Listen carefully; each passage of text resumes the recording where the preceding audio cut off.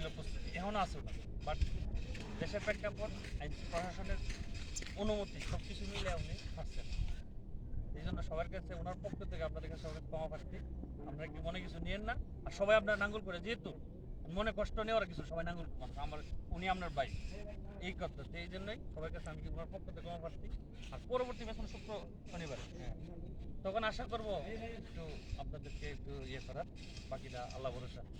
সবাই খেলাটা খেলার মতো উপভোগ করতে, খেলাটা আক্রোশ রাগ খুবই নেওয়া যাবে, আর এমন কিছু করা যাবে না যাতে তুষারিমের বদনাম হয় বা আপনার নাঙ্গল করে বদনাম হয়, আপনাদের বদনাম হয়।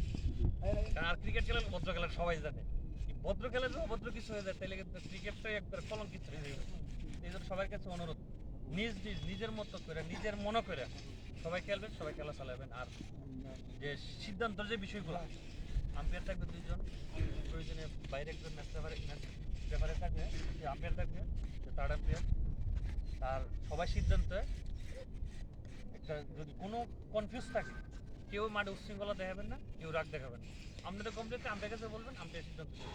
আর আম্পায়ার সিদ্ধান্ত কিন্তু ভাই চূড়ান্ত সিদ্ধান্ত, এটা তো আপনাদের মনে হয় ইয়েতে, যে প্রোগ্রামে উল্লেখ করা আছে। তার বেশি সময় লস করা যাবে না, সময় হয়ে গেছে অনেক। সবার শুভকামনা রইল, সুন্দর করে খেলা। প্লেয়ার তাহলে প্লেয়ার ছাড়া যারা বাইরে যান